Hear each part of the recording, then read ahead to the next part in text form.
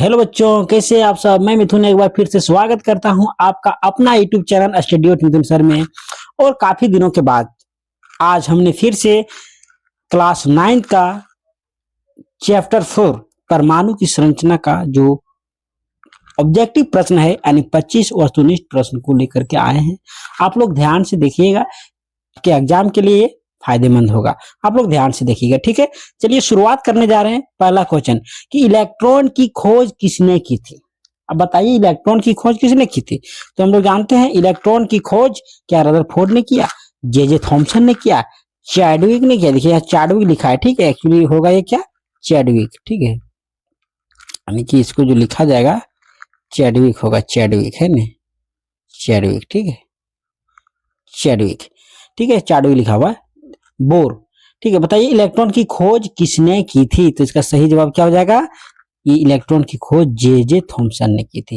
Electron की खोज किसने की थी, जे थॉमसन ने किया था, ठीक है।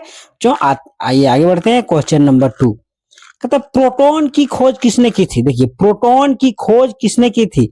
तो प्रोटॉन की खोज क्या गोल्डस्टीन ने, थॉमसन ने, बोर ने और चैडविक ने। देखिए फिर से चैडविक लिखा है, चैडविक है, ठीक है। तो प्रोटॉन की खोज किसने की थी। तो हम लोग जानते हैं कि प्रोटॉन की खोज गोल्डस्टीन ने की थी। किसने की थी, गोल्डस्टीन ने। हालांकि बहुत सारे बुक में लिखा गया है कि प्रोटॉन की खोज रदरफोर्ड ने किया है, ठीक है। क्योंकि प्रोटॉन की खोज रदरफोर्ड ने नहीं किया, यानी कि परमाणु के अंदर नाभिक होता है, इसका खोज रदरफोर्ड ने किया है। लेकिन अगर आप बात करें प्रोटॉन की खोज, इसके पहले गोल्डस्टीन नहीं कर चुका था, ठीक है। तो किसने किया प्रोटॉन की खोज, गोल्डस्टीन ने। यानी ऑप्शन नंबर ये इसका सही जवाब होगा, ठीक है। आते हैं तीसरा नंबर प्रश्न, न्यूट्रॉन की खोज किसने की थी। अब बताइए न्यूट्रॉन की खोज क्या रदरफोर्ड ने किया था, चैडविक ने किया था, थॉमसन ने, बोर ने। तो हम लोग जानते हैं न्यूट्रॉन की खोज जो है जेम्स चैडविक ने किया था, ठीक है। चैडविक होगा, चैडविक, ठीक है। यानी कि जो न्यूट्रॉन की खोज किसने किया था, जेम्स चैडविक ने किया था। कब किया था ये, 1932 ईस्वी में किया था, ठीक है। चलिए आगे बढ़ते हैं। क्वेश्चन नंबर 4 परमाणु का धनावेशित कण कौन है। यानी देखिए हम लोग ये जानते हैं कि परमाणु के अंदर 3 कण होते हैं। कौन कौन, प्रोटॉन, इलेक्ट्रॉन और न्यूट्रॉन। तो उसमें से एक धनावेशित होता है, एक ऋणावेशित होता है और एक पर कोई चार्ज नहीं होता है, ठीक है। तो बताइए परमाणु का धनावेशित कण कौन है, इलेक्ट्रॉन, न्यूट्रॉन, प्रोटॉन, इनमें से कोई नहीं। तो हम लोग जानते हैं कि परमाणु का जो धनावेशित कण होता है प्रोटॉन होता है। यानी प्रोटॉन में कौन सा चार्ज होता है, पॉजिटिव चार्ज होता है। पॉजिटिव चार्ज को हम लोग धनावेशित कण बोलते हैं, ठीक है। परमाणु का धनावेशित कण जो है कौन होता है, प्रोटॉन होता है, ठीक है। चलिए बच्चों आगे बढ़ते हैं क्वेश्चन नंबर 5 की ओर। परमाणु का ऋणावेशित कण कौन है। देखिए अभी धनावेशित कण के बारे में बोले प्रोटॉन, तो ऋणावेशित कौन कौन है, इलेक्ट्रॉन है। कौन है, इलेक्ट्रॉन। यानी ऑप्शन नंबर ये इसका सही जवाब हो जाएगा। और अगर बात करें न्यूट्रॉन पर, तो न्यूट्रॉन पर कोई चार्ज नहीं होता है, ठीक है। हम लोग जानते हैं कि परमाणु के 3 कण हैं, प्रोटॉन, इलेक्ट्रॉन और न्यूट्रॉन। प्रोटॉन में पॉजिटिव चार्ज, इलेक्ट्रॉन में नेगेटिव चार्ज और न्यूट्रॉन में कोई चार्ज नहीं होता है, ठीक है। आइए क्वेश्चन नंबर 6 की चर्चा करते हैं। क्वेश्चन नंबर 6 क्या कह रहा है, आइए देखते हैं ध्यान से। नाभिक की खोज किसने की थी। देखिए हम लोगों ने इसके पहले चर्चा किया कि नाभिक की खोज जब रदरफोर्ड ने सोने के पन्नी में अल्फा कण पास कर रहा था, तो हम लोगों ने क्या देखा कि लगभग 12,000 कण में से एक कण वापिस आ गया। अब एक कण वापिस आने का कारण क्या था कि परमाणु के अंदर क्या होता है, नाभिक होता है जिसके अंदर पॉजिटिव चार्ज है ना। तो नाभिक की खोज जो है किसने किया था, रदरफोर्ड ने किया था। किसने किया था, रदरफोर्ड। यानी ऑप्शन नंबर 20 का सही जवाब हो जाएगा, ठीक है। आइए क्वेश्चन नंबर 7 की ओर आगे बढ़ते हैं। परमाणु का अधिकांश द्रव्यमान कहाँ केंद्रित होता है, इलेक्ट्रॉन में, कक्षा में, नाभिक में, प्रोटॉन में। तो जो परमाणु का अधिकांश द्रव्यमान होता है वो नाभिक में होता है। कहाँ होता है, नाभिक में केंद्रित होता है। कहां पर होता है, नाभिक में होता है, ठीक है। आइए क्वेश्चन नंबर 8 की ओर बढ़ते हैं। कैथोड किरणें किससे बनी होती है, कैथोड की किरणें, ठीक है। देखिए एक एनोड होता है, एक कैथोड होता है, ठीक है। तो एनोड, कैथोड, ठीक है, ये 2 किरणें होती है। तो कैथोड किरणें किससे बनी होती है, तो कैथोड की किरणें जो बनी होती है क्या प्रोटॉन से, न्यूट्रॉन से, इलेक्ट्रॉन से, अल्फा कण से नहीं। कैथोड की किरणें जो इलेक्ट्रॉन से बनी होती है। किससे बनी होती है, इलेक्ट्रॉन से बनी होती है। आइए क्वेश्चन नंबर 9 की ओर ध्यान देते हैं। परमाणु क्रमांक किसके बराबर होता है। परमाणु क्रमांक का मतलब ये हो गया कि परमाणु संख्या। क्या है? परमाणु संख्या। अब बताइए परमाणु संख्या किसके बराबर होता है? न्यूट्रॉन की संख्या के बराबर, प्रोटॉन की संख्या के बराबर, द्रव्यमान की संख्या के बराबर या समस्थानिक? तो हम लोग का सही उत्तर हम लोग जानते हैं परमाणु संख्या किसके बराबर होता है? प्रोटॉन की संख्या के बराबर होती है। किसके बराबर होती है? प्रोटॉन की संख्या के बराबर होती है। ठीक है, आते हैं क्वेश्चन नंबर 10। द्रव्यमान संख्या किसके बराबर होता है? द्रव्यमान संख्या में हम लोग जानते हैं proton plus neutron, proton plus neutron, यानी प्रोटॉन और न्यूट्रॉन के योग को हम लोग क्या बोलते हैं? द्रव्यमान संख्या बोलते हैं। प्रोटॉन की संख्या और न्यूट्रॉन की संख्या के योग को द्रव्यमान संख्या बोलते हैं, यानी ऑप्शन नंबर सी इसका सही जवाब हो जाएगा। ठीक है, चलिए क्वेश्चन नंबर 11 पर आते हैं। हाइड्रोजन के समान परमाणु में न्यूट्रॉन की संख्या कितनी है? हाइड्रोजन के सामान्य परमाणु में न्यूट्रॉन की संख्या कितनी है? अब बताइए, option number 0, option number B 1, option number C 2 और ऑप्शन नंबर डी हमारा 3 है। तो बताइए हाइड्रोजन के सामान्य परमाणु में न्यूट्रॉन की संख्या कितनी होती है?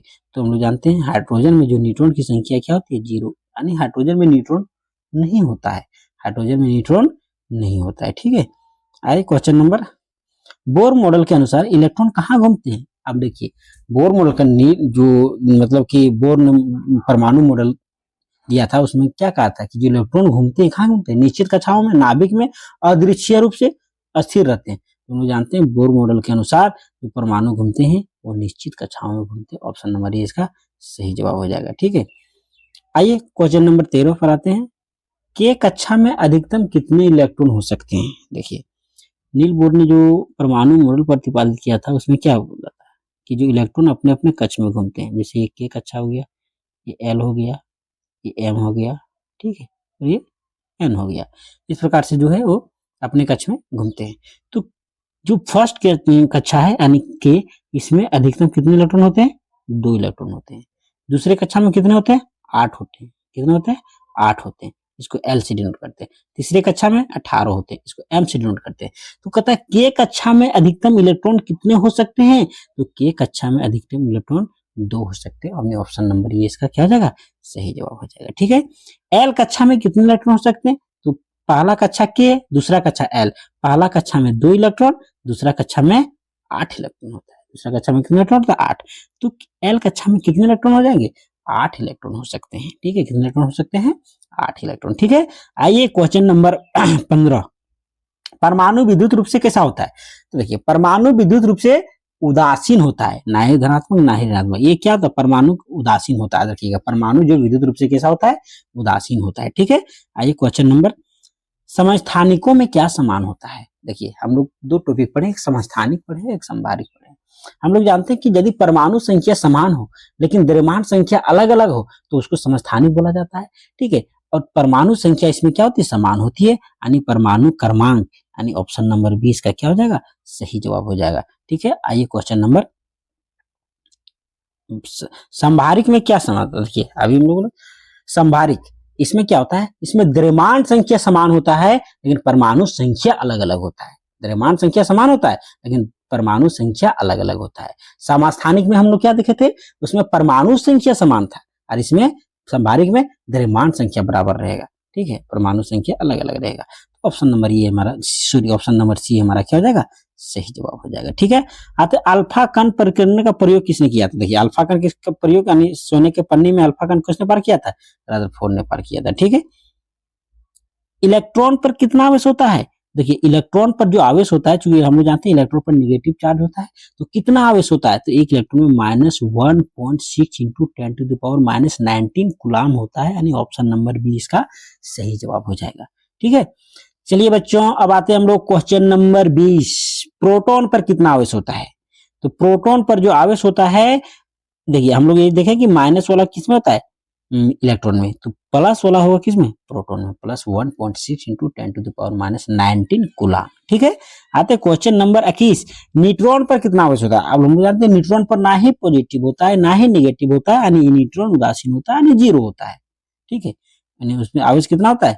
0 हो गया। ठीक है, आइए थॉमसन का परमाणु मॉडल किस नाम से जाना जाता है? देखिए थॉमसन का जो परमाणु मॉडल है उन्होंने क्या दिया था कि ये जैसे तरबूजा जैसा कि ये गोला है और गोले के बीच बीच में जो है जिस प्रकार से दाना रहता है, ठीक है, ऐसे ये हमारा इलेक्ट्रॉन है, ठीक है, यानी कि तरबूजे में जिस प्रकार से दाना रहता है बीच बीच में वो हमारा इलेक्ट्रॉन है यानी नेगेटिव चार्ज, और बाकी बाजू लाल भाग है खाने वाला वो हमारा पॉजिटिव चार्ज है। तो इसको क्या बोला जाता है? Plum pudding model. Plum pudding model, Thomson का परमाणु मॉडल को प्लम पुडिंग मॉडल भी बोला जाता है, ठीक है। आइए क्वेश्चन नंबर 23। ऑक्सीजन का परमाणु क्रमांक 8 है, इसमें इलेक्ट्रॉनों की संख्या कितनी होगी? अब बताइए। परमाणु संख्या 8 तो इलेक्ट्रॉन की संख्या भी 8 ही ना होगी। परमाणु संख्या 8 है तो इलेक्ट्रॉन की संख्या भी 8 है, यानी ऑप्शन नंबर 20 का सही जवाब है। आइए क्वेश्चन नंबर, नाभिक में कौन कौन से कण पाए जाते हैं? तो हम लोग देखिए, परमाणु के अंदर 3 कण है, प्रोटॉन, इलेक्ट्रॉन और न्यूट्रॉन। तो प्रोटॉन और न्यूट्रॉन दोनों नाभिक में रहता है, ठीक है। और ये नाभिक के चारों ओर इलेक्ट्रॉन इस अपनी कक्षा में क्या करते हैं? घूमते रहते हैं, ठीक है। तो नाभिक में कौन कौन से कण पाए जाते हैं? नाभिक में प्रोटॉन और न्यूट्रॉन पाए जाते हैं, यानी ऑप्शन नंबर 20 का क्या हो जाएगा? सही जवाब हो जाएगा, ठीक है। आइए क्वेश्चन नंबर 25 जो आज की क्लास का लास्ट क्वेश्चन होगा, चलिए ध्यान देंगे। क्या है क्वेश्चन? परमाणु के सबसे हल्का कण कौन है? तो परमाणु के सबसे हल्का कण क्या प्रोटॉन होता है, न्यूट्रॉन होता है, इलेक्ट्रॉन, अल्फा कण? सबसे हल्का कण इलेक्ट्रॉन है, ठीक है। तो ठीक है बच्चों, तो इस प्रकार से हमने परमाणु की संरचना की टोटल 25 एमसीक्यू देखे जो आपके एग्जाम के लिए काफी इंपॉर्टेंट साबित होगा। आप लोगों को इसको नोट करके रख लेना है, ठीक है। चलिए धन्यवाद, फिर हम लोग मिलते हैं नेक्स्ट वीडियो में। धन्यवाद।